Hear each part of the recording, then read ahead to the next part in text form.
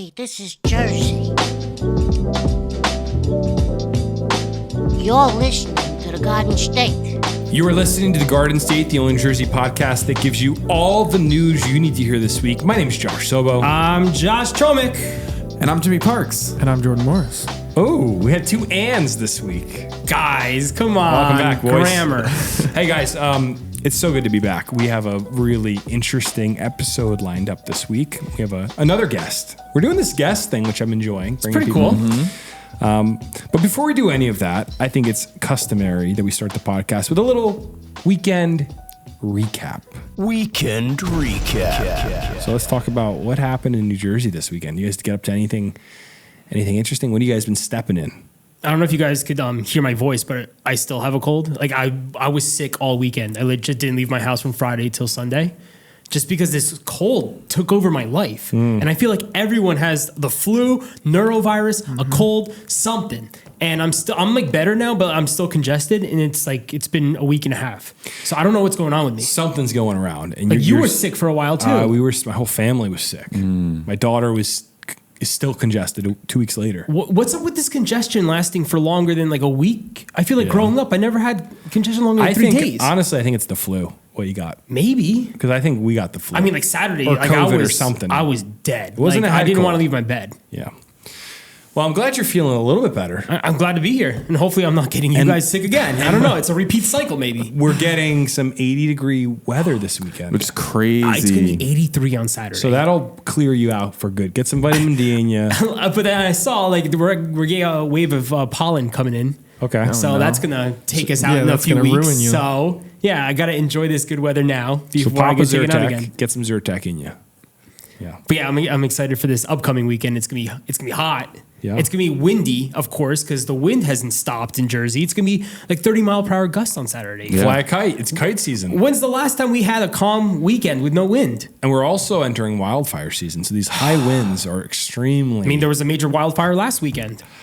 extremely risky when you think about the dry conditions. You know, we're still in a drought, technically. Are we in a drought? Oh, yeah. Yes, We're 100%. We're Jimmy, still drought in a update. drought, and then we're in a water supply drought as well. And then we got sinkholes. We had a fourth sinkhole 287. next to 287 opened up. That's something else we should probably park for a second and talk about, guys. What's going on with these sinkholes? I was thinking today, because I saw a video of a guy riding a motorcycle and a sinkhole opens up and he falls into it and he's lost. He died. He's lost forever. Unreal. And I'm just thinking, we talk about the news a lot. We share a lot of clips on our Instagram. It's going to happen. Okay, the one weird thing about this sinkholes I'm on plugging 80, my dash cam back in because if it happens, I need to record it. Who was it talking? Was I talking to you the other day? I was like, I need to get a dash cam so I could record Yeah, we were a both saying sinkhole that. opening up and I could post it immediately. But answer this question, guys. Why on 80 and 287, all the sinkholes that opened up were all on the shoulder? It wasn't on the middle of the roadway. So how did 4 sinkholes on the shoulders open, but not on the main highway? Isn't that weird? I'm thinking it has something to do with the way they're constructed. I was thinking about that today. A coworker asked me, he's like, I get my news from you. What's the deal with the sinkholes? Yeah. This guy at work. And I was like, I don't know. I have no idea. Honestly, it's kind of scary, but I think something about the side of the road, maybe the way the water runs off, maybe the way they compact Could be the the dirt. water runoff, yeah. Maybe it's, who knows? I mean, and then you talk about that apartment complex, right? Where people are worried about them falling in. And my coworker made a good point today. He brought up that apartment complex in Miami. Remember that collapsed? You're right. And he said that they were worried for years about that happening. And They probably said a ton of things and then Nobody listened. Yeah, no one wanted to listen to them. So that's when you move out. But It's I don't know concerning what's now. going and on. If Well- you're driving that area of 80 and 287, it's a mess. Traffic every day. 80's still closed. Like, it sounds terrible. I'm happy I don't have to drive there. Yeah, I've every been day, seeing but videos on Instagram of it. all over Instagram. Yeah, it's just packed. And if you look up a map of all the mines in New Jersey, they're everywhere. Oh, yeah. They're all Mostly over the north. place. They're everywhere. And the question I have, and I think this is what we're going to get to, if all it's going to take is one person to fall in a hole, then I think the federal government will respond, especially since the president has a golf course off 78 and technically not far from 80 if you go down 206. Yeah. The president of the United States, he might be concerned about people hitting his golf course. Who knows? Maybe not. I don't know. The easiest hole in one ever. You know, you're on a par 3. You just drive You your car in. swing, you hit the ball, and a sinkhole opens up on the green. Oh, man. That'd be crazy. That'd be a video. So what I'm wondering is if this is really the case, you know, if another one opens up on a road and maybe someone gets injured, God forbid. I really hope that doesn't happen. I mean, let's just say it happens. If it happens to me, I hope it's like maybe like a foot deep. You know, it's not one of those sinkholes that go 175 feet into the ground. I heard the 81, so the third one that opened up on Route 80 is 200 feet deep. Wow. That's my father-in-law told me. He said, you know how deep that thing is? And I said, I don't know. He goes, 200 feet. No, yeah, Well, maybe the mine shaft's 200 feet, but I don't think the sinkhole, right? I don't know if it fell into the I don't know. I guess. I don't. You could be right, Jimmy. I'm not saying I don't know. I'll swallow up You your know, car. the best stories are told not from like a scientist or the news, but from like your father-in-law when you're eating a bagel we were eating That bagels is Saturday true. morning. He goes, that thing's 200 feet deep. I was like, no way. And you know he's right. That's where I You get know he's right. So for the listeners, that's where your news is coming from. Has that been confirmed? I don't know. We should probably look that up, but I want to just believe it. I don't want to find anything because who knows? The video that you sent us, that was a different country, right? Where the guy fell into the Yeah. sinkhole. Yeah. They said that one, he was found 175 feet into the earth. That's crazy. Yeah, so like that's Can a you big fall. imagine looking up and you see blue sky? Brother, and- you're dead at and that the point. whole- You're not surviving No, but if that. you're falling 175 feet, that's going to take a few seconds. Well, exactly. That's what I was just gonna say. Like, you have time to think about it. Like, I'm still while falling. Yeah, he's Yeah, falling I thought you and meant he's like on the looking, ground. and the hole is getting smaller and smaller, and then Well, I'd Lights also out. imagine he hit the side a few times on the way down. Depends so how big the dark, sinkhole Jimmy. But is. I'm serious. It's like well, he might have been unconscious because he probably crashed in the side of the wall and just. I hope that's the case. Best case Quick scenario. death. Well, so remember when we used to go cliff jumping in Pennsylvania? Yes. And that was what? 40 feet? Yeah. That was enough for you to think, I'm still Yeah, falling. I'm still falling. It's a long drop. So And that was- amplify that by a few times. And that jump was very dangerous, by the way. Oh, like extremely. we were landing right near rocks. Yeah, not a smart Not idea. a good idea. I think 175 feet or 200 feet would take a couple of seconds. I Oh, think yeah. it's like, if you think about it, it's like, all right, jump 1, 2, 3. I mean, That's probably 200 feet. just go skydiving so you get a feel for it. That's not 200 feet though. I mean, like, But you get to see like how it feels to be falling for a little bit. you ever see the guy that jumps off 100-foot cliffs and dives into water? That takes him a little while. It's like Yeah. a solid 1.5 seconds. Nuts. So regardless, to the listeners driving to work right now, listen to us. Just be On 80. careful. You know, it's kind of Keep like an eye out. just watch out for those sinkholes. Turn And that dash cam on. But here's what I was thinking is if something happens, if something catastrophic happens, do we immediately see a response from the federal government saying we got to do something about the mines? And then what do? Do you There's try to so fill them with many. I don't concrete? even- Do we just make a national effort to just fill all the It's too Mines? big of a job. I don't even know. Like you can't just shut down the highways.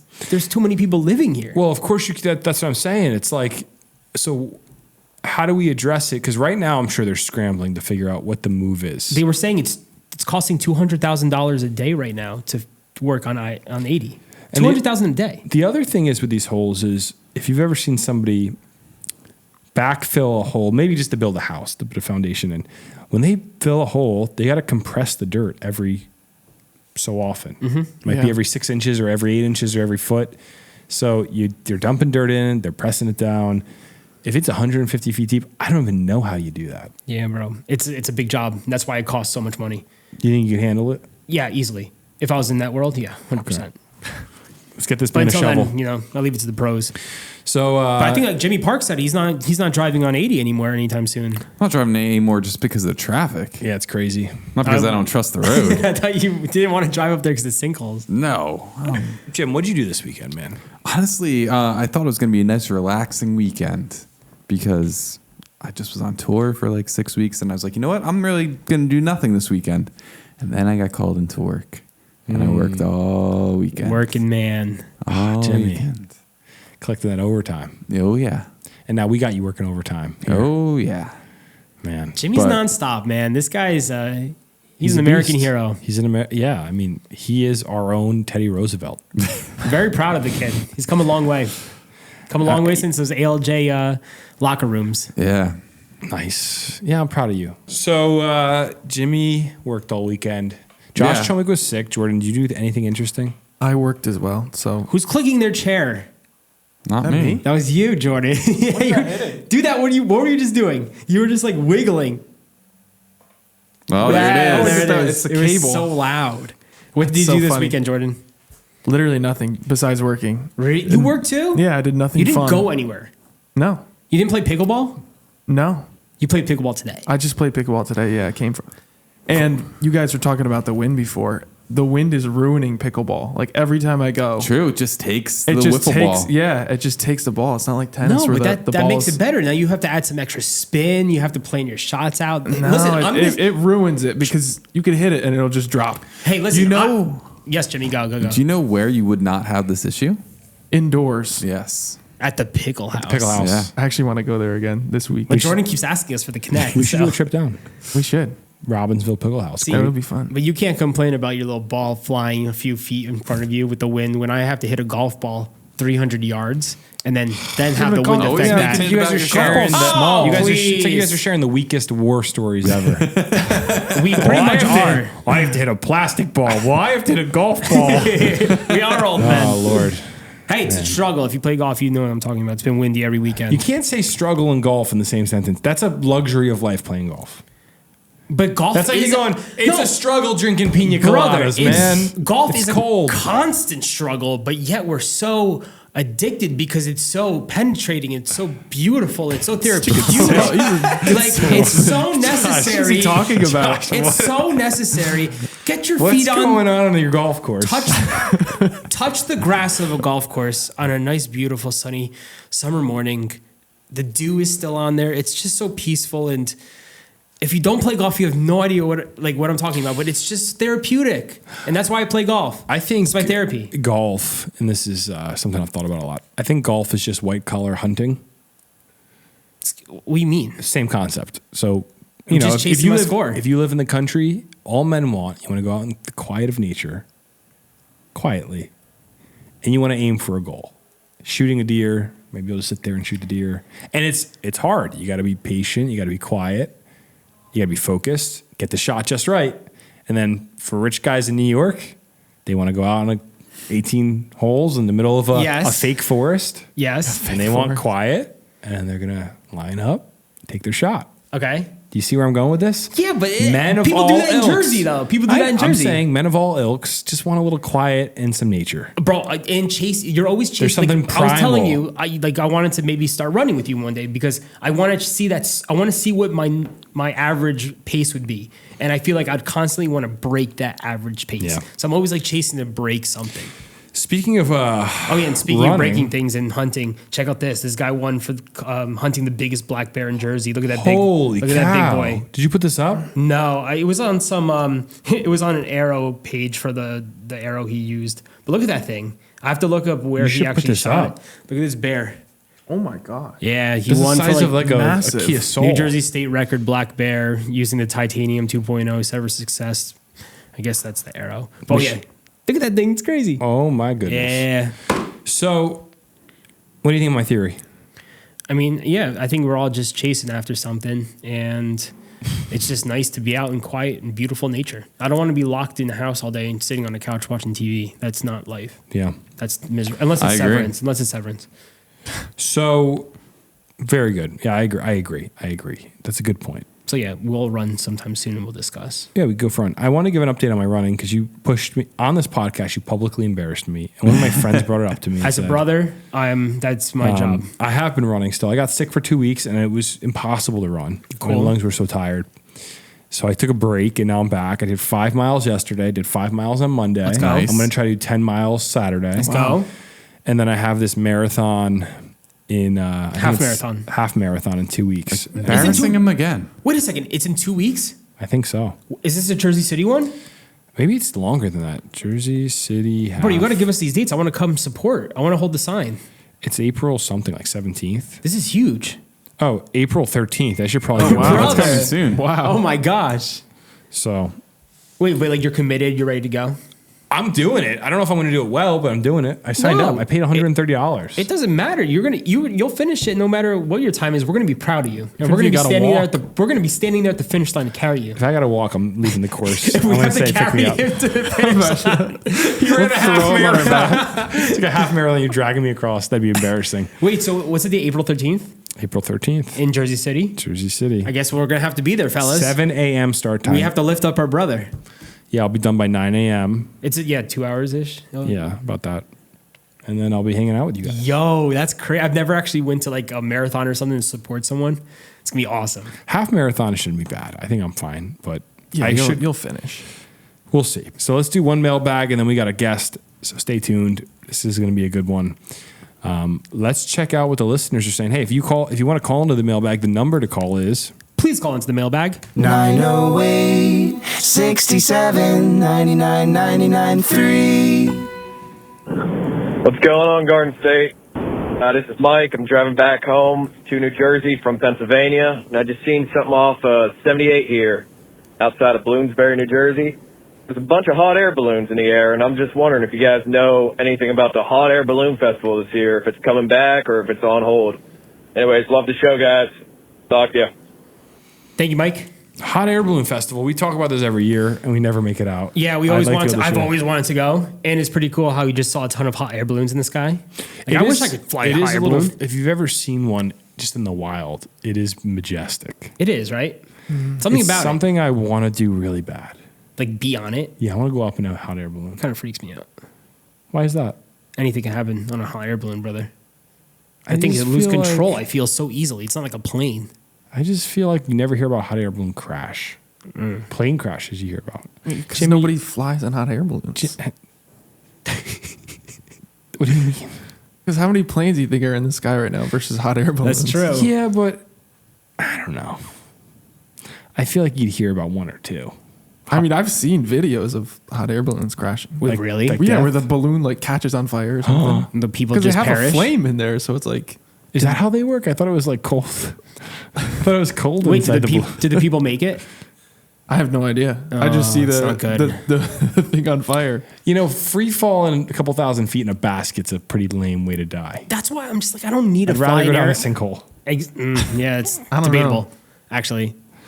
But I did some research after Mike's call here, and the Hot Air Balloon Festival, well, at least one of them is coming back to Jersey this year, which is Okay, great. what's the So date? I got the Warren County Hot Air Balloon Festival pulled up on my phone right now. So the Hot Air Balloon Festival at Warren County Farmers Fair is Saturday, July 26th through Saturday, August 2nd, 2025. So it is a whole entire week.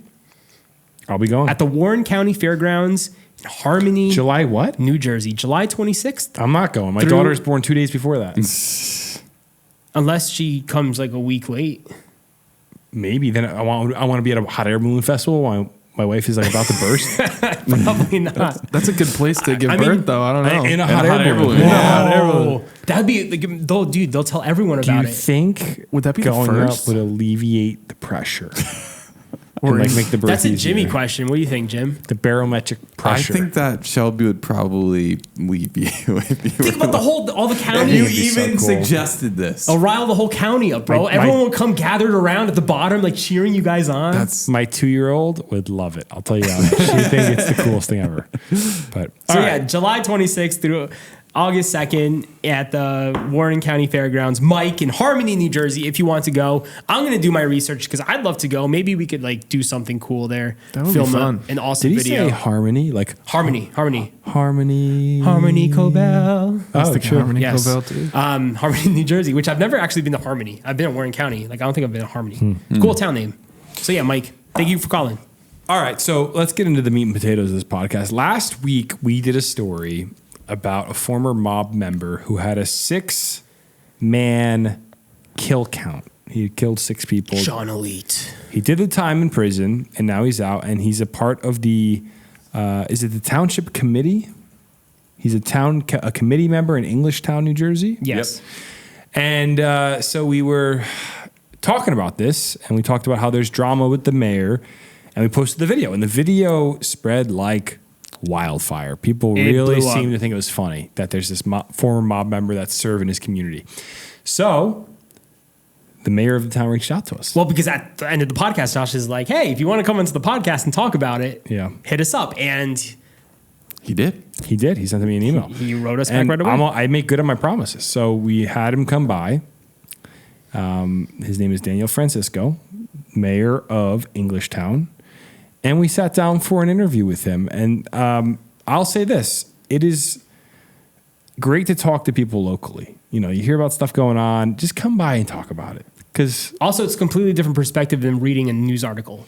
because a lot of the news articles are just to get clicks. Yeah. So without further ado, I want to welcome none other than Daniel Francisco, mayor of Englishtown, New Jersey.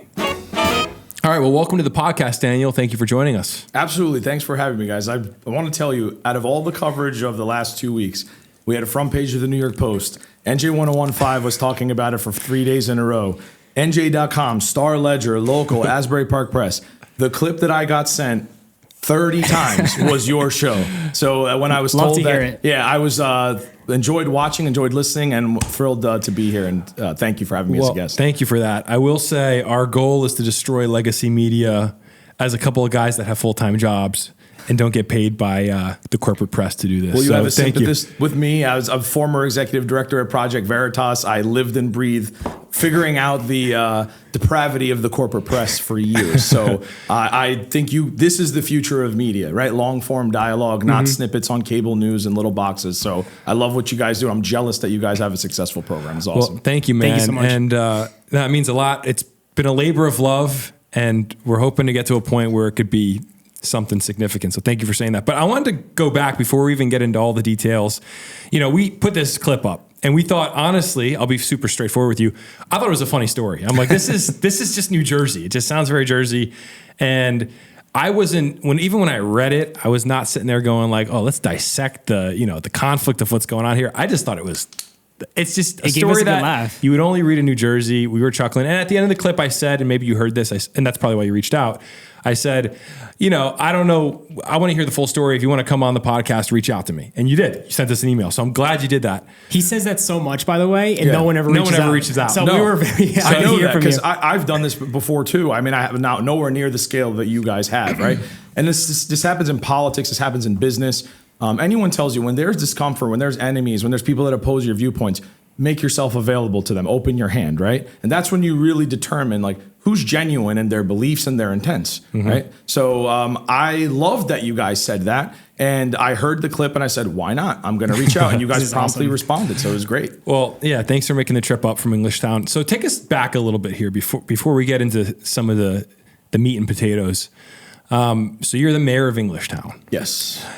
Fill us in high-level Spark Notes overview of what the drama is as it currently stands. What sparked all of this that's going on currently in your town? Sure, a Cliff Notes version. We had a mayor in town who we know and we're friendly with. We're very good friends with his son. It's a small town, 2,300 people, half square mile. So everybody knows each other, right? This mayor had been in office for 23 years straight. No one ran against him. I'd been on council already for, I believe, 4 or 5 years. And in 2023, his seat was up. I ran with a slate of 2 people and we won 4-1, right? So we took over in January 2024. And these people that have been on the council in the last year, some of them are friends that we grew up with. We're not strangers. These are not people that we just met through politics. We all kind of know each other. For various reasons, there was tension about personal things in our personal life with our kids, things in the town, things through mutual friends. Again, you are kind of enmeshed in each other all the time. There was always kind of an underlying tension over the last year because I've very aggressively been trying to push a downtown revitalization of our main street, trying to push economic initiatives and to get investment into the town. So to get up to probably the interesting part that everyone probably cares about, there was a meeting in which an unfortunate thing happened about a month and change ago. And there was what I've referred to as a legal incident, which it was. And after that happened to me, I immediately went to the 3 people in question and sent an email and said, I am asking for your resignation. And if you don't, I will speak publicly about the incident that occurred. And immediately 2 people resigned, right? And of the other 2 people that resigned, one is the wife of one of those councilmen. So that's the first part of the story. And something that's getting conflated a lot in the news by no one's fault responding to it is the narrative that's getting conflated that the corporate press loves for clicks is some guy came up who's a mobster and then people got scared and quit. Well, I mean, it's a good story. It's a great story, sexy, right? I would click that in 2 seconds, right? But the problem is the only way there can be a vacancy to fill is if people resign. Yeah. So they have nothing to do with one another. So Yeah. park it there for 1 second because I want to talk for a second about John. So John, how do you say his last name? Elite. So if you ask him, it's elite, something Okay. like to that effect. He's Albanian, but conventionally, colloquially, people call him elite or elite. Okay, we said elite, Depends so- who you talk to. I tend to say elite. But Okay. So, because the part of the story that I think dragged the clicks in or the likes in of our video was talking about this guy, John Elite or Elite, who has a history of working in some capacity with the mob. Correct me if I'm speaking out of terms here, because again, I can only he speaks openly about I can only this, go yeah. based off of what the New York Post says and what 1015 says. Which they're never wrong. Well, exactly. I will say the New York Post I felt was way more charitable than 1015. They wrote a really nice piece about him trying to give back as a result of his life of crime, and he did the years. So was he already on the board when these resignations began, or he filled one of those vacancies after the resignations began? So the two people immediately resigned. A third one was inevitably going to resign as well. And then there was a fourth individual. That's interesting. There's a fourth individual who resigned later on as well. So there's one meeting, two resignations happen. The subsequent meeting, I have an obligation, not as mayor. This is the other conflationary point that's not correct that we're reading in the press. I, in addition to being the mayor, I am also what's called the committee chair, which is another elected position that in New Jersey you participate in with the county party. So because our town is so small, we only have 2 committee seats that represent Englishtown in the county. And I'm the chair because I've been there longer. So when there is a vacancy, statutorily, the party that experienced the vacancy, in our town, it's all Republicans, and I'm the Republican chair. So that chair is tasked with providing the clerk in the town 3 names for a vacancy within 15 days of a resignation notice. That's a New Jersey state statute. That is not opinion. That's not my rules. That's New Jersey's lawmakers have decided that's how you fill vacancies. And in fact, even the people who resigned, they got put on the board under the same statutory process. Gotcha. I got put on the committee, on the council back in 2019 under the same statutory process. So you have the authority at that point, basically, to. So the authority is to name 3 options of registered Republicans in the town. I furnish that to the clerk. Once I furnish it, the 15-day stop clock stops. Now there's another 15-day clock, and that's where the council chooses to act upon those choices. Gotcha. The council can choose to pick one, pick none, and elect to do nothing and sort of abstain. In which case, if they do, the decision goes back to the chair, right? So in this case, we furnished 3 names. Because there were 2 vacancies, technically we furnished 4 because once the first choice is made, they have to have a bite at the apple at 3 people. That name goes away. Now you have to provide a 4th so that the second choice is also amongst 3 people. Gotcha. So the council are the ones that actually picked those 2 replacements from that controlled choice. Gotcha. Once that happened, another individual was not happy with that, and then he resigned. Okay. The 4th resignation was the wife of the previous councilman who had resigned the day of the incident.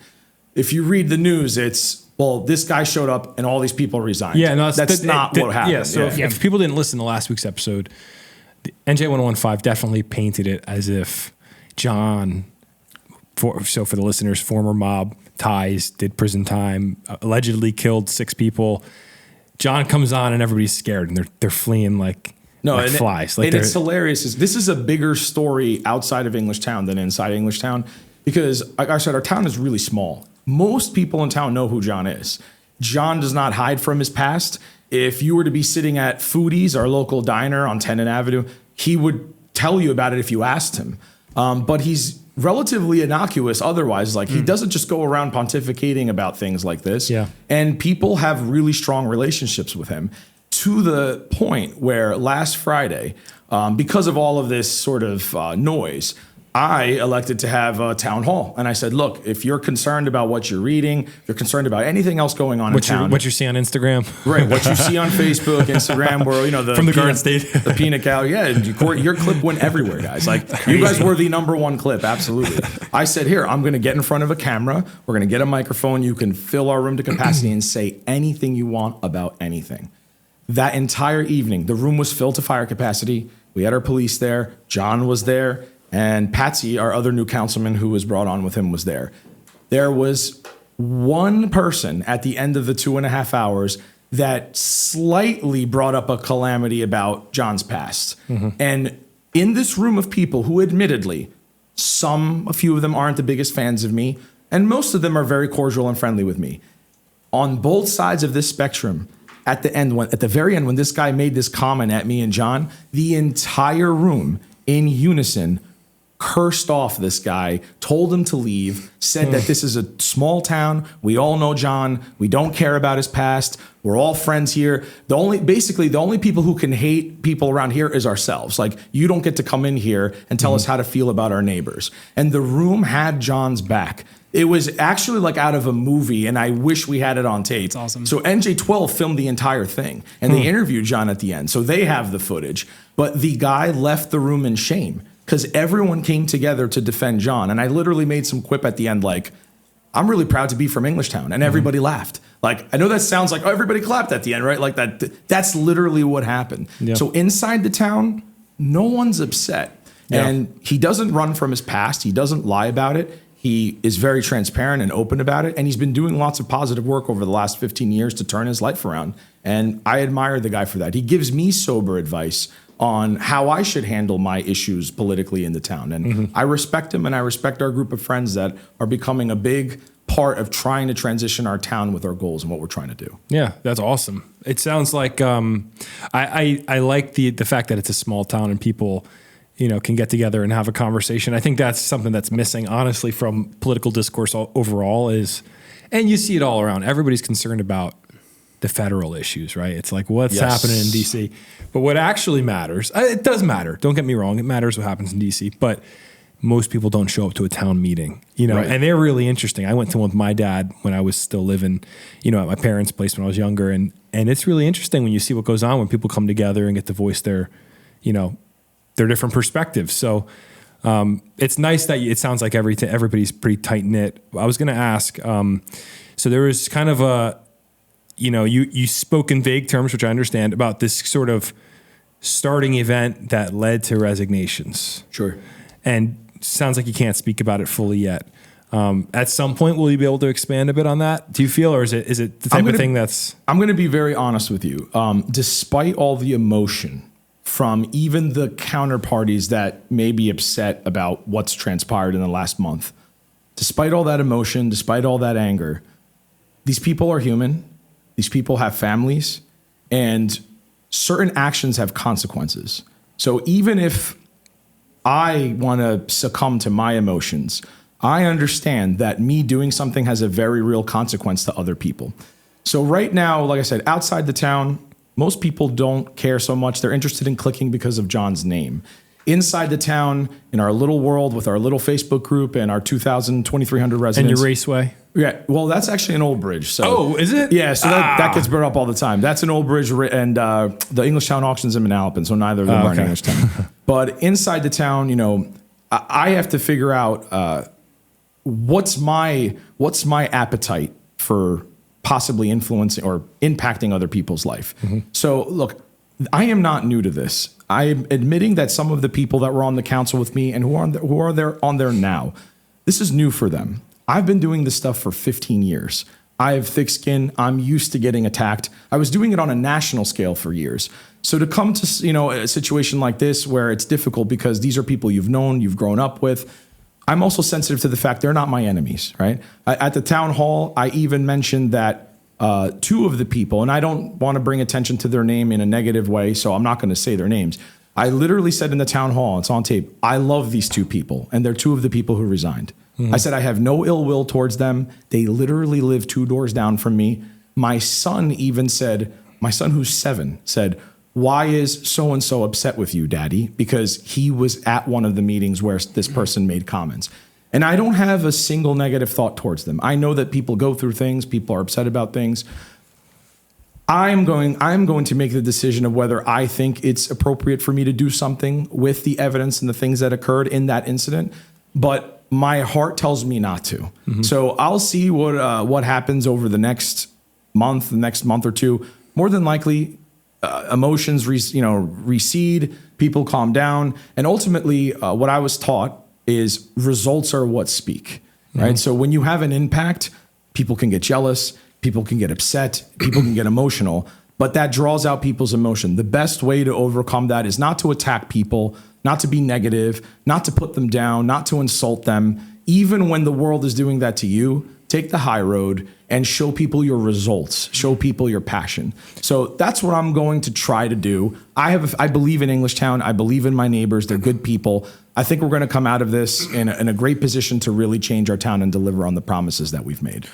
Awesome. Can I make a hard right turn here for a second? For it. So you're talking about Englishtown, revitalizing your downtown area. It's a big one of your goals is to, I guess, bring business in, correct? Yes. I do have a question for you as a local mayor. One thing we talk about a lot on the podcast is kind of the overdevelopment of New Jersey.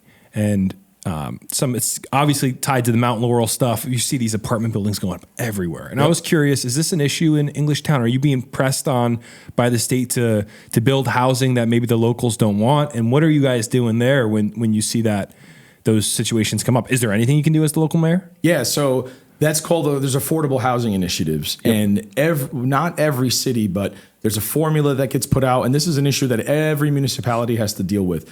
Some towns don't have obligations based on certain economic and political patterns. They're not legally compelled to do stuff because they're either at the metric already or for some reason they're absolved from having to comply. Typically, if you want to get partisan about it, it tends to fall along partisan and regional lines. Englishtown is not immune to this. So Englishtown's affordable housing obligation for the next 10 years is 30 units. Mm-hmm. Every town has a number. If you Google the news today, Toms River, Justin Lamb is a councilman in Toms River that I'm friendly with. He actually put out a statement a day or two ago about their obligations. Toms River is one of the biggest cities in the state. People don't know that. Newark's the biggest, but Toms River is like 3 or something like that. Some of these towns have numbers that are like 150, 200. And if that is in a relatively undeveloped area or an area that doesn't have a big geography, that's difficult. That's like a pretty difficult mountain to climb. And of course, your residents are going to be pissed. So Englishtown was a commercial hub dating back to the colonial times. The first Ford dealer on the East Coast was in Englishtown. We had every sort of professional. We had a foundry, a metal foundry that made cutlery, and every sort of thing you could need. Whether it was a seamstress or a butcher or a blacksmith, you could find it in our little idyllic Main Street, right? And what happened over the last 40 years is New Yorkers started coming down to New Jersey and building up lots of residential communities around that downtown. And Englishtown kind of fell by the wayside and became forgotten. Our foundry closed, our downtown businesses closed, and we shrunk down to this 2,300 unit bedroom community. It was no longer a commercial community, but our blood, our roots is commercial. So we are not changing the landscape, so to speak. Our Main Street is a commercial strip where buildings were abandoned, buildings were not repurposed. We are just trying to accelerate that and bring back options, bring back life into the town. So with those initiatives, my council has an obligation in the next 10 years to deliver 30 units. We can choose to sue the state and fight that in court. There are many municipalities that are doing that. We went through that with our lawyers and with our council and with our engineers who kind of make our master plan and plan our community. And they said the finances and the outcome are probably not good for you if you go down that path. And 30 is a doable number against units that we already have operating. So for us, 30 is a relatively low burden. For a town that has 150, you're talking about building a huge apartment complex. That's like Cranford, where I grew up. Exactly. There's nonstop buildings. This is a big issue in New Jersey. Yeah, well, I think when you get further north, and I don't mean to pivot off of what we started with, but when you get up further up north, it's like all these towns. It just feels like there's a massive issue with overdevelopment. Yep. So I was going to ask one more question that's somewhat related, and then we could wrap up. What do you think is the solution to the housing crisis in New Jersey? As a local mayor, what do you feel like is since you're talking to the locals? What do you feel like the state should be doing right now to make this state more affordable for people? So let's define terms. The most important thing. What do you mean when you say housing crisis? What does that mean to you? Yeah, I think that's a great point because that means something to one person and means something else to someone else. You're right, and I think that's absolutely true. It's kind of subjective, right? It's subjective even when you say affordable housing, right? That's a subjective. Affordable? Yeah, what is to affordable? Who, where? Yeah, exactly. Yeah. I think to me, I think that there's. As I see the issue, there's a shortage of single-family houses in New Jersey, and the state seems to see the solution as luxury apartments with with affordable units in the apartment buildings as the solution. And I would even take it a step further as to say, and this is, we kind of heard about this when Governor Murphy was working on the Metro Station area in Edison. Is that Edison Metro? Yeah. The idea was sort of to put up a bunch of apartments and make you don't need a car, right? It's kind of like get out of your apartment, get on the train, go to work. Talking about Metro Park? Metro Park. That's what I used to work there. Yeah. So it would seem to me that the state doesn't have a perspective of the New Jersey my parents and my grandparents lived in, which was you have a home, you can afford to have a home. Obviously, the state can't control if a house is $1 million, right? Right. I mean, there's things they can do about taxes, but as I've just stated it, being the issue being it's hard for families to get homes, and the state just is dead set on apartments. Is there anything the state could do, do you think? Or do you think that the goals of the state are even rightly aligned with where they should be going? I'm curious what you think. That's like a deeply political, philosophical question. I have a 30-minute answer I could give you. Yeah, to bring it down to a fun-sized Snicker bar, right? Yeah. My philosophy, personally, is that the state is the worst arbiter of anything. Right? The government is the worst arbiter of doing anything. Yeah. They should not be centrally planning anything. That's my personal opinion. The way that's meted out is the free market, is liberty, right? So if you want to live near Manhattan where there's the best restaurants, the best jobs, the best infrastructure, why shouldn't you be paying top dollar to live there, right? That's the free market. It should align that way. It's the people who meddle with that organic life force of the free market and say, well, I want to go to Wall Street and I want people to be able to pay $1,000 to live in a studio there. That's not sustainable, right? What are you doing to the other people that live? Now you're driving their prices even higher to an unnatural price. And I'm not saying we should feel sympathy for millionaires, with $20,000 penthouses. But the fact is, there's either people who believe the state should be the arbiter of your life or individuals in the free market should be the arbiter of your life and driving capital decisions. I believe the free market should drive capital decisions. He who holds the capital or those who hold the capital should make those decisions. There are some people, if you speak to people in different, philosophies politically, they'll tell you, oh no, we need the government to step in and create all of these boundaries and rules. That's not me. So I wholeheartedly dismiss the affordable housing mandates. I think they're cruel. I think they're arbitrary, and they're meted out in an arbitrary fashion. Certain towns that are completely absolved from having to deal with it. If you want to get partisan about it, you could argue that it's shifted from towns of one party to towns of another party. But who am I to dictate if I think of it this way? Reverse yourself and put yourself in the shoes of the homeowner or the property owner. Why should they not dictate the sale price of their product, of their real estate? Why should some bureaucrat in Trenton decide what my home is worth that I can offer it on the market for? So that's the real question. It's not about how do you make sure that people can buy a home at this price? It's not my decision to decide what a home is worth in Newark or Manalapan or Patterson. It's up to the market. That should be, in my opinion, the philosophy. But you're going to ask 10 people that question, they'll give you 10 different answers. That's my answer. Gotcha. Well, that's helpful. I think I see it similarly. But Josh, did you have anything you wanted to ask before we wrap up here? I know I talked a lot. I just wanted your top 3 suggestions for when we go visit Englishtown. Where should we go? Yeah, can we do a pop-up? Do you have any retailers that'll let us do a pop-up shop of New Jersey merch? I want to see what's in their town. That's what I'm asking. Absolutely. So we can bring people through. We literally, this is the beauty of the small town. We know everyone. Everyone knows you, right? So there are very few people who are strangers. We have a lot of exciting plans for the downtown and buildings that will get developed in the near future. Our good friend, Patsy, who actually just got put on the council, he is a developer. He has an office in town, a beautiful brick building on Water Street in our right off of our downtown. He just purchased and renovated a building and made a luxury tattoo studio for his daughter. So she had this great grand opening last week that was really well attended. And we want this unique kind of interesting stuff. We have a hookah cigar lounge coming to a property that's being built. We have cannabis stores. That was a big point of contention for some people. We legalized cannabis in our town. We have a cafe that an investor who is friends with one of our councilmen, he's opening up a cafe. We actually got to tour it today. They're about to open in 2 weeks. So the town was sleepy and had nothing. I'd say in the next year, you're going to have half a dozen to a dozen places where you guys could take your stuff and do a kick-ass podcast, do an episode, and get a flavor for the people in our town, because it really is a unique place. And after living in Englishtown, I would never want to go move to a big town ever again. I love it. Awesome. Well, Daniel, beautiful. thank you so much for coming by. Keep in touch and tell Daniel. I'm sorry. Tell John we want to connect with him. Absolutely. I want to come down. I want to He's do a in New piece. York running around doing stuff. I want to today. come down and do a piece on him, and like we should do like a little 60-second Josh Something about the town as a whole too. mini Vice doc It'd be style really cool. video about this I think- guy. Would love to visit. I think we can get our friends to get you a space, have you guys set up with a glass facade on Main Street so that people walking by can see it. There's some really Like a popular fishbowl. locations. Yes, and people will walk by and gawk at you guys while you ask your questions. It'll be a great time. Excellent. Well, thanks for coming by, man. Thanks for Appreciate having it. me, guys. I really appreciate it. Excellent. Oh man, That was awesome. That was great. Did you guys enjoy being the audience Yeah, listening that to was us? fun. In the little crowd here. Yes. Cool. Live studio audience. You guys So- did great. Thank you. No, I was talking about our audience, but yeah, you did good too. Yeah, you did great. Decent too. No, I love having people on coming to the pod and just talk through their perspective on things. Yeah. And I thought he just crushed it. Yeah, It makes me really want to go visit Englishtown now. I agree.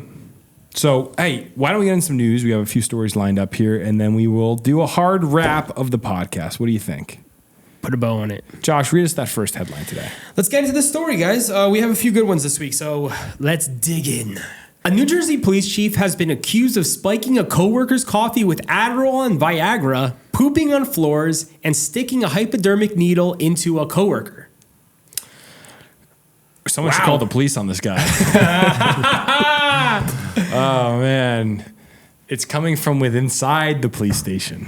It sounded, yeah, everyone was like, he's creating an animal house out of this department. It was just been crazy over there. This sounds like the Michael Scott of police chiefs. He's really trying his best here, but I don't think it's working out. Yeah, so the article says a New Jersey police chief has been accused by several officers of harassment and inappropriate behavior. Robert Farley, chief of the North Bergen Police Department, is the focus of several notices to sue that were submitted by officers to the township of North Bergen. Farley has fostered a workplace environment characterized by inappropriate behavior and so-called practical jokes that are demeaning, demoralizing, and targeting. That was Lieutenant Alex Guzman, and he wrote in one notice obtained by People Magazine. So People Magazine's on the case over here, guys. So what's been going on here? What's the deal? So there's this police chief clearly has been running sort of an animal house sort of police department. There's a spokesperson from the town that spoke to NBC. They said the township of North Bergen has full confidence in Chief Robert Farley's leadership of the North Bergen Police Department, and we strongly deny these false and outrageous allegations made by disgruntled officers who are resorting to attacking the reputation of a dedicated public servant to further their own selfish goals. So the township is coming back They're and saying, backing him up. we trust this guy. That's crazy. He never pooped on the floor. He never spiked someone's coffee with Viagra. Well, hold on. That one's hard to prove because you're like, well, we weren't there. You know, there's kind of hard to prove. Okay, I don't want to get into the reasons why. With the Viagra or the Yeah, pooping? that's hard to prove. Okay. Pooping on the floor, I feel like There's we could gotta be probably- witnesses. There's got to be a witness, and there's probably a video somewhere floating around. On someone's iPhone. And then sticking someone with a needle. I mean, come on. It's a crazy allegation, but like we're reading about it. I got to believe it. Yeah, I mean, so the notices accused Farley, who was sworn in as police chief February 2024, of interfering with health and safety standards at the office by adding in prescription medication, including Adderall and Viagra, in the office coffee, which caused Sorry. the staff to inadvertently experience the side effects of these substances without their consent. It's scary stuff, man. Going for a cup of coffee in the morning. It's scary. Yeah, man. I mean, like that's Spiking their drinks, definitely man. inappropriate. Not good. How You would you know. even know that there's Adderall in your? You just feel a lot drink. of energy, I guess. You feel focused. They're like making great arrests. Making greater. Do you They're think like, they know the law really well. Do you think that's amazing. his motivation though? Are these like practical jokes like gone too far? Or is I think he's just he like, trying to get he's back at messing- people? Like, he's I don't messing with these understand. newbies. Maybe he's just Well, gonna be but like, Those you guys just are seem suckers. like way too far. I will say. Well, go ahead. Sorry, I interrupted you. Well, like I don't know, sticking someone with a needle. Like, would you do that as a joke or is that like? I don't think that's a joke. Well, like, what would be your motivation for that? I don't get it. I don't know. Well, So- it keeps going. So yeah, there's a lot. So there's a lot of harassment. There's a lot of harassment claims here. So officers were subjected to harassment and intimidation, the notices claim. He would also allegedly defecate on the floor in front of his entire office staff. In front of everyone.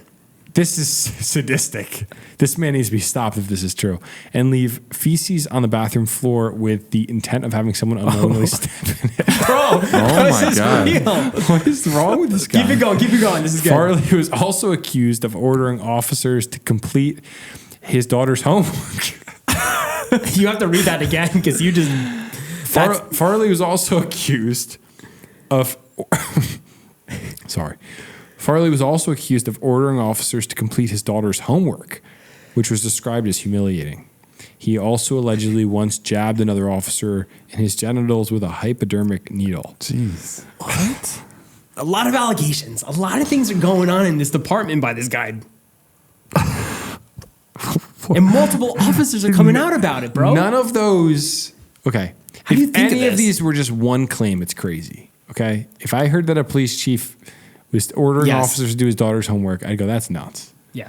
We just listed off 4 things in a row that are crazy. Okay, so let's keep going a little bit more. The notices claim he would also damage the items in his office, including a TV and picture frames, in fits of rage, as well as other officers' personal property by breaking pens and smearing ink on uniforms, vehicle door handles, and office equipment. So the harassment also extends to their families. Officers claim saying that Farley would deliver inappropriate items to officers' homes. Farley earns $228,000 a year, according to pension records obtained by NJ Advanced Media, which first reported the news. He heads the department with more than 120 officers per the outlet. That's a big police department. That's old. $228K to just poop on the floor. It's crazy. So what do you guys think is happening here? Do you guys think it's all true? I mean, I feel like these are almost too outrageous to make up. But like that's the thing. That's Unless why that's their that's that's- why it's so outrageous. It actually might Unless be true. that's their strategy. If they're making it up, they're like, let's make it so crazy that no one would ever even think we like could why make would this they? up. But why would they make it up in the first place? Do Maybe they they wanna hate oust this him. guy? Maybe it's sabotage. Maybe, you know, when that term flooding the zone? Yes. That's a football term, isn't it? When you flood the zone? Flood the zone. I don't know if that's a football term. Let's find out really quick. Chat GPT question of the week. Flood the zone meaning, right? So to fill a relevant region of the field of play. So I guess it could Yeah, be it's anything. a football term. It's a team sends a rack full of receivers over to one side of the field in an attempt to force its opponents. There you go. You knew it. To overcommit defenders to that side. So that could be the thing that's happening here. It could be that officers are like, we got to get this guy out. Let's just make up so many things at once that it's impossible to defend all of them. He's pooping on the floor. He's stabbing with a needle. He's sending things to my house. The homework. He's having people do my daughter's homework, which is just funny. Okay, that one we can let slide. That's funny. If you're the boss and you're like, do my daughter's homework. Viagra in the coffee pot. It's is not a good. That's sin. not good. I'm just joking. But it's kind of funny. Yeah, and I mean, the Adderall Viagra thing is crazy because I think Viagra does something where I think the whole point of it is it thins your blood or it does something where it pushes more blood. And then Adderall is going to increase your heart rate. That's just trying to give somebody a heart attack. Yeah, I it's feel It's like. bad freaky. recipe. Yeah, it's just really messed up if it's true. So, But it's crazy how like the town spokesperson is like, none of this is true. Like this Yeah, guy's they were great. like very. You know what's going to happen? vehemently- You know what's going to happen after this podcast, Josh? You got to invite him. You got to be like, I was hey, just about to say, he's going to come onto the podcast next week and share his side this of is the things. top You know guest what? we would ever have. Chief Robert Farley, come by the podcast. We want to hear your side of the story. There we go. We'll see. But I mean, like, what happens now? Is that they're just going to be having to go into? They just have to investigate this, or like what? it I don't know sounds what like else the it town's says. denying it. But if they're going to bring lawsuits, it'll probably go to court, and then we'll find out what's going on. I mean, especially if it's true. I would hate Listen. working for this guy. I would hate to go into work every day. You know police officers. We know police officers. They're interesting guys. They got a pretty dark sense of humor, I'd say.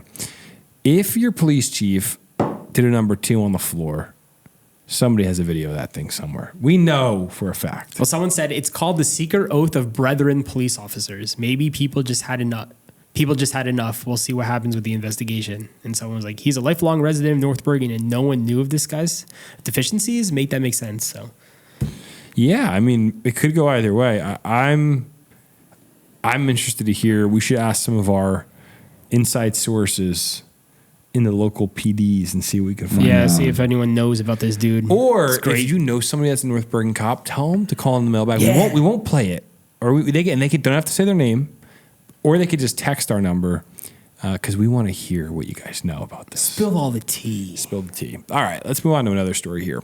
A New Jersey home daycare owner has been accused of abusing 6 babies. Oh, this is horrible. All you had to do was say babies, and then now I'm pissed. So, a New Jersey woman is accused of physically abusing at least 6 babies that she watched in her home daycare. The investigation began when a baby was taken to the hospital after suffering a bruised eye. Investigators said the baby had been in the care of Danielle Ingram, who runs a daycare out of her home on the 300 block of Evergreen Road in Mount Laurel. Police later determined that Ingram had slapped the baby as well as a toddler who she was also watching in her home. It's terrible. There's really no excuse for it, one of Ingram's neighbors said. It's unfortunate, but it seems like it got the best of her and she reacted, which is not acceptable at all in any way, shape, or form. So she went too far, I guess. So she was arrested in March 2025 and charged with 2 counts of endangering the welfare of a child and 2 counts of cruelty to child under her care. Here's what I'll say about this. So many people in our culture rely on daycares. Yep. That when somebody in a daycare hurts a kid, the punishment should be so bad that nobody in a daycare ever hurts a kid again. 100%. Because otherwise, then we have a low trust society. We need to have a high trust society where if you hurt a kid, if I leave my kid with you and you hurt my kid, you're going to go to jail for like 40 years. Like make it so obnoxiously horrible that any daycare worker has the fear of God in them about hurting a child. Easy. Otherwise, this is just going to happen. And we hear all the time about daycare abuse. This is not a new thing. It's terrible. So what do you think, Josh? Anything you want to add? Well, if you want to continue with the story, I'm kind of upset because she got charged with this stuff. And then on March 20th, something else happened. Yeah, so on March 20th, Ingram was charged with abusing 4 more children she watched at the daycare. Oh my God. How do you get charged? So that's what I'm confused about. Was she arrested first, charged, and then she abused 4 more? Or is it all under the same? That's why the wording confused me. Yeah, it sounds to me like the way the article structures it, it sounds to me like she was arrested, got out and did it again, but who knows? Because it could go the other way. Ingram allegedly injured a 5-month-old child's head, eyes, and wrists, leading to the baby's hospitalization. She also allegedly shook a 7-month-old child, injured the cheek of a 10-month-old child, and caused visible injuries to the face and back of a 13-month-old child. What the hell's wrong with you? Horrible. Like, why? How do you even consider doing that to a human being? Yeah. Especially a baby, yeah. An innocent child. I can't even imagine. I would. Like, who's putting their children's, like, their trust in this woman? I don't know, but I think that the state or the local municipality, whoever brings the charges here, this should be a horrible outcome for this woman. So there's a quote here. Unfortunately, this is the world we live in. Sadly, I feel people need to be more observant on where you're dropping your kids off, where your kids are going, her neighbors said. Ingram was released from custody following a court appearance. Her case will now be prepared for presentation to the grand jury for a possible indictment. So now we got to wait. She was released, so that's crazy. No, but it's like I think that's pretty typical. Yeah, that's pretty standard. You get released before your trial. Yeah. I mean, but still, it's pretty bad what she did. Like, Oh, of course. I think that's when they should have kept her locked up, man. No bond. Yeah, put the bail really high. Yes, you're abusing 6 children. 6 children, yeah. Not even a year old. You're sicko. So, yeah, I feel like I know I've said it already, but I just feel like if you hurt kids, we always say this on this podcast. I just think you hurt anybody, it's wrong, but you hurt a kid, a little baby that's under a year old. You hold the 5-month-old baby. I've had one. I can't even fathom wanting to hurt something of that size. Mm-hmm. It's hard to hurt most humans, but let alone a little baby. You can't defend themselves. Sickness inside of you that needs to be resolved. So hopefully she gets a nice long life in prison. I highly doubt it in this state. I feel like no, yeah, it's a few years. She'll get 3 years and then be back doing the same old thing, doing her own thing. But we'll see. Time will tell. Let's follow up on this one, Josh, and see. I'm sure it'll be back in the news when they do sentence her a year from now or whenever it happens. But let's end today on something lighthearted. I just want to touch one more thing in the Yeah. story. How do you live as like? How are you an attorney? And I know the job of an attorney. Like you're trying to defend your client. Yeah. Like the attorney here in this situation responded to the allegations, and they said we have reviewed all charges, and there's no evidence suggesting any wrongdoing on Miss Ingram's part. He wrote. What we are witnessing is the state attempting to fabricate a narrative by assembling unrelated and weak assertions in an attempt to build a case. They are creating a story to fit a flimsy accusation regardless of facts. We look forward to exonerating Miss Ingram from these unsupported claims. But isn't there evidence of these kids, like what they just mentioned earlier? Like they're hot. There's They said they, Bruises. they said some had marks, but You hire a lawyer to defend you, right? like And imagine being that lawyer. a And lot like, of times lawyers do not want to know if the person's guilty or not. yeah. They just assume that they're innocent. so slimy. Also, I will say there have been cases before where the police kind of coerce kids into, saying that something happened. Obviously, these kids aren't old enough to do something like that, but the marks could be potentially unrelated, so you never know.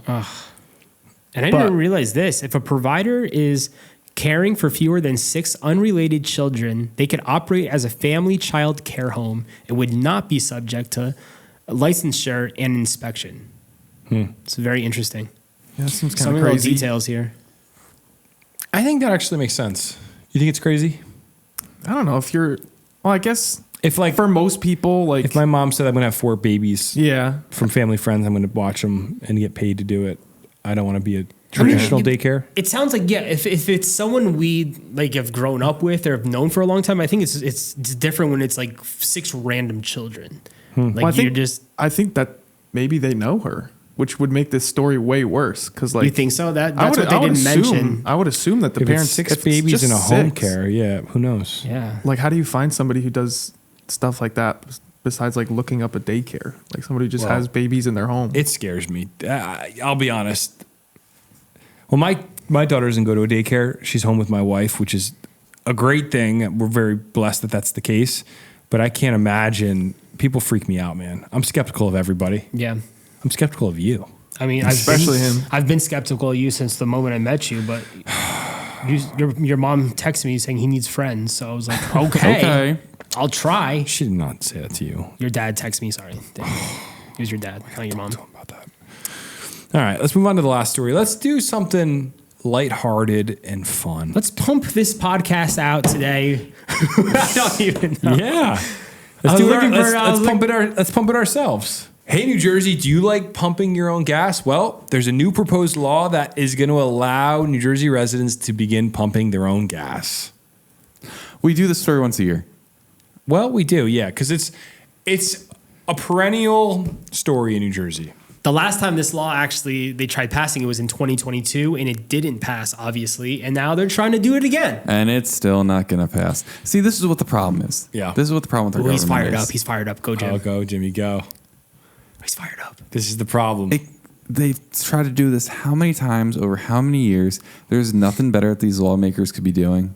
Like, just it. It is wasted resources. Right? I Like, would say. just at this point, say, all right, it's not going to happen. I mean, just Move on. There's bigger fish to fry. just pump your own gas if you're into pumping your own gas. We do it all the time. Do you think that this is being pushed by Buc-ee's? What? Oh, it could be. Yeah, because they have the billboard up. Maybe they're Are coming they here. lobbying? Why would Buc-ee's want this? Because imagine how many gas station attendants you would need. Buc-ee's is huge. they'd have like 200 pumps. Yeah. Oh, so you're saying so they can hire I more wonder people. if there's a ratio of pump attendants to pumps. I think There we read is. that There has to be. right? Because look, you go to a Wawa, right? There's not enough people working. They have a bunch of pumps closed. That's why they do that. Yeah. That's right. You're right. Mm-hmm. Oh. I hate that. Yeah. I always just go, you guys are lazy. Open up the pumps. One guy should be sprinting around giving everybody gas. To be honest, the pump is not actually locked, though. I think if you move the cone and pump, it will Yeah, work. you- Oh, yeah. Correct? 100%. I should just Okay. start doing that. I mean, every time I pump my own gas, like I did the other day with Jordan, the guy was staring at me. The guy was waiting in his booth. I pull up. He's just looking at There's his only phone. one other car there. I'm like, screw it, Jordan. I'm pumping my own gas. This is at Wawa. I get out. I'm starting. I put my card. I grab the pump. I start pumping my gas in my car, and the guy's just staring at me through the window. Well, yeah, because he doesn't get paid enough to doesn't argue with care, you. yeah. And later he's right? he's like, you got this? I'm like, I got this, boss. Don't worry about it. And he went to another car. He but said like, thank you too. They Yeah. always he thank me. thanked me. They thank me every time. At Wawa, every time they're like, thank you. Yeah, all the guys thank me. I think it's cool. It's like, and I don't mind. It's like sometimes I'm like, it's so easy to pump your gas. So just if you want to pump your own gas, just do it. So here's what the article says, and then we'll wrap. The discussion over whether drivers in New Jersey should have the option to pump their own gas has resurfaced at the State House. Always a source of pride, the proposed self-service bill has garnered a lot of criticism. State Senator John Bramnick, a Republican from Union and a candidate for governor, has reintroduced a proposal aimed at permitting self-service fueling at gas stations, known as the Motorist Fueling Choice and Convenient Act. The bill would allow stations with at least 4 dispensers to offer both self-service and full-service options between 8 a.m. and 8 p.m. It's the hybrid model. Here's what I want to know. Hybrid model. Here's what I want to know. Why is this? So John Bramnick is running for governor. Yeah. Why is this what he's worried about? It's the smallest little. Because Thing. it's something that It's a a bunch of New Jerseyans can rally behind. It just feels like he's just trying to get a podcast to read a story about it and get some clicks. He's from Westfield. To me, there's bigger fish to fry, Bramnick. There's bigger stuff going on, you know? And all he's worried about is the gas pumps. I'm not buying it. This ain't going to happen. I trust Jimmy on this one. Guys, if you're listening to this podcast, you're watching on Instagram, this isn't going to happen. Right now, go to Wawa, pump your own gas. Nobody's going to stop You'll get you. thanked for doing it. I do The this attendants would love you. all the time. If I'm in a rush and I'm not waiting for the kid, the 16-year-old kid that's dragging his feet, I'm pumping my own gas. And sometimes when the weather's nice, it feels kind of good. There, I said it. It feels good. I have a controversial question. Speaking no. of the 16-year-old Oh, boy. pumping your gas, if it's, we're not talking about like an older guy, I guess it doesn't matter the age. Do you ever tip your gas attendant? I don't like when they would wash my windshield because I feel obligated to No, tip. no. Not when they wash your windshield. All they're doing is pumping your gas. No. I don't think I've... So the tip only comes if they wash the window. Yeah, I think so. I don't know. I've never had someone wash my window. My brother used to pump gas. And Yes. he said people would tip him all the time. See, Really? that's like an old world thing, right? Like back in Maybe, the day. maybe we should Yeah. bring it back. Like, hey, Sparky, thank you. Give him a $2 bill. Soon enough, like you're going to be paying with your card. $2 bill. They're going to put the iPad in front of you, asking to like tip them 20%. Fill her up, Sparky. And he does it. He's like, I want some petrol. And then you give him a $2 bill and drive off. Sometimes my gas attendant is really cool and nice. I kind of want to tip them because like I think they're doing a great job and it's a tough job. Cash. I never have cash. Cash is king. You should be carrying cash on. You never know what's going to happen. So here's what you need to know. For the full bill to take effect, it must pass both chambers of state legislature and receive approval from Governor Phil Murphy. In 2018, Murphy expressed support for keeping the state's full service system, calling it an integral part of New Jersey's identity. And that's the news, ladies and gentlemen. We'll see And what that's happens. it. Do you think it is pretty cool how we're the only state who has a full servicing gas pumps? It's neither good nor bad. It doesn't do anything for me or take anything from me. I don't care. This On is a- not what I on a used to do. 2-degree winter day. But you know do you what's appreciate nice? I that think- gas attendant pumping your gas? I'm going to be honest. Say what you were going to say, Jimmy. It's nice to know that the grandmas out there don't have to pump That their is own true. gas. I'm glad my grandma doesn't have to get out of her car. Good point. You asked if I, on a 2-degree day, am happy. Of course. But there's a part of me that goes, maybe it's good for me on a freezing cold day to get out, get a little cold. We want comfort all the time. We want to feel just always comfortable. And maybe a little cold, a little day where you're like, I don't have a good enough jacket. I don't have enough food.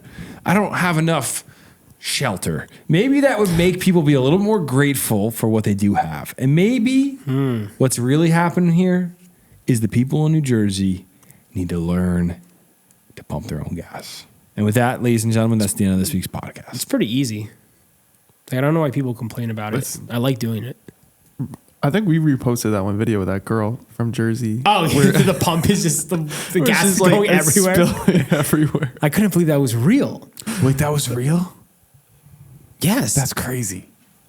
Well, yeah, some stations I feel like, isn't there like a safety, like if it's not into the car, you can't actually spray the gas. Yeah, I think so. everywhere? And they have like emergency shutoffs, but I'm Yeah. like, she clearly didn't know what she was doing. It was just, That's how Derek Zoolander's friends died. oh yeah, that's true. Yeah, they have soaked the car. Jitterbug. Every time I hear, I think of that scene with them orange mocha frappuccino. That's a sound bite we need on the board. The What? Jitterbug. Start the podcast like that. What song is that? Is that Wham? I don't know the name of that song. It's a good song. Jitterbug. Maybe Jitterbug. I don't know.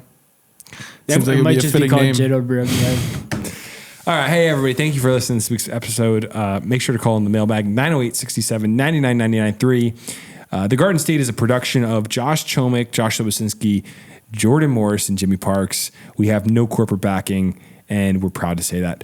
That's why we do what we do. Sell us your house. Sell us your house. Buy us for you. Buy us. Yeah, by us. Produced by us for you guys. We appreciate you. We'll catch you next Friday. Have an awesome weekend. Enjoy the 80-degree weather. God bless New Jersey. God bless America. God bless the troops. Later. You're listening to the Garden State.